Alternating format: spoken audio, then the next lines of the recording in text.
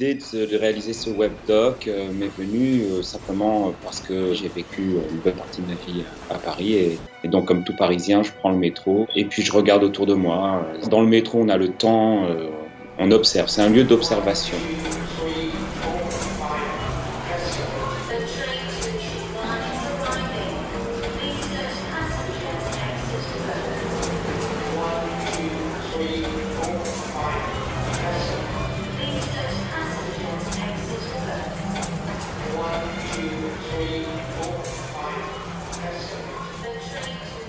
C'est une espèce de fantasme de se dire tiens, j'aimerais bien parler à cette personne, savoir ce qu'elle a en tête, pourquoi elle a ce bouquet, qui elle va rencontrer. Mais évidemment, on n'ose jamais faire le pas.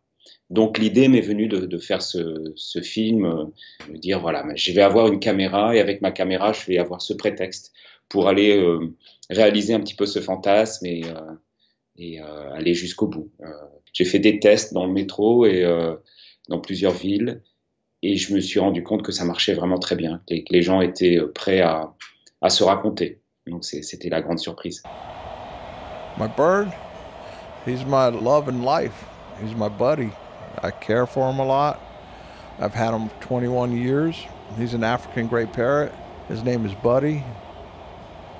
We understand each other since we've been together for a while. We don't really need to talk to each other.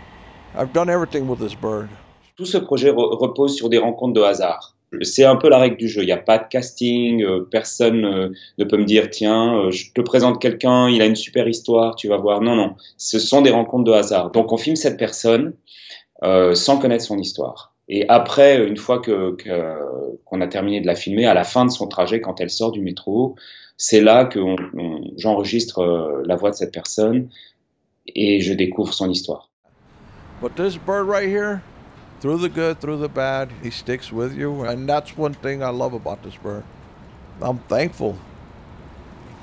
J'essaie vraiment de reproduire presque à l'identique le sentiment que j'ai quand je regarde quelqu'un dans le métro et que, je sais pas, j'ai cette envie de l'approcher, de lui parler, de savoir qui elle est. L'idée, c'est vraiment que l'internaute ou le voyageur qui regarde ce webdoc se fondent dans la foule comme les autres, se confondent avec la foule et sentent un peu le lieu, sentent l'esprit d'une ville aussi.